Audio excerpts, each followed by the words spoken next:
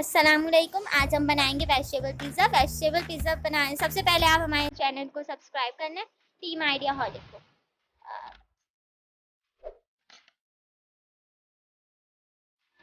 Vegetable pizza बनाने के लिए हमें पिज़्ज़ा डो बनानी होगी। पिज़्ज़ा डो बनाने के लिए हमें अंडा, तेल, नमक और सोडा, मैदा चाहिए होगा। अब हम तमाम इंग्रेडिएंट्स को अच्छी तरह मिक्स कर लेंगे।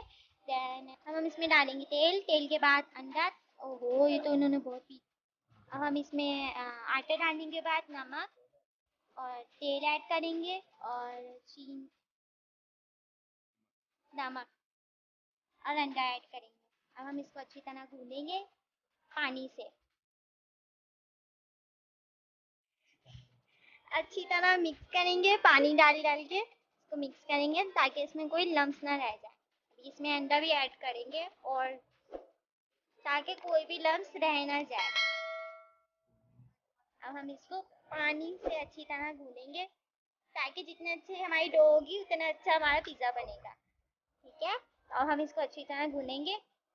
पानी हमें कम लग रहा है तो हम इसमें पानी भी ऐड करेंगे थोड़ा सा, कि आपकी क्वांटिटी डिपेंड करे कि आटा पतला ना हो ज़्यादा। हम इसको अच्छी तरह भूनेंगे।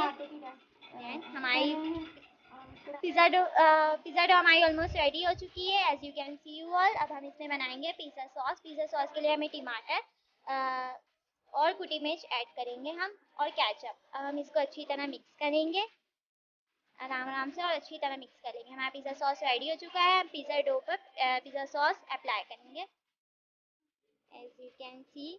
अच्छी तरह अप्लाई कर लेंगे। हमारा अप्लाई हो चुका है पिज़्ज़ा सॉस। अब हम जाएंगे अपनी वेजिटेबल्स की तरफ। वेजिटेबल्स में हमने अनियन, प्याज और टमाटर और शिमला मिर्च काट के हमने गार्निश करने के लिए हमने रख दी है पिज़्ज़ा डो पर।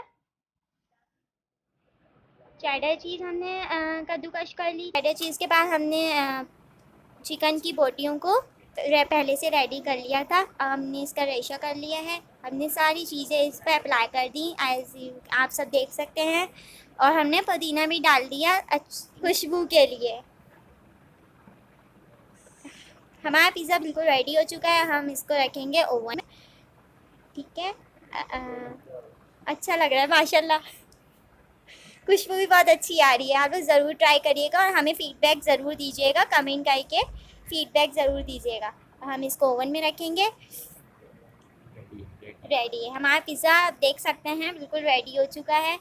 आप सब देख सकते हैं और बहुत अच्छी सी खुशबू भी आ रही है इसमें चिकन और टमाटर की।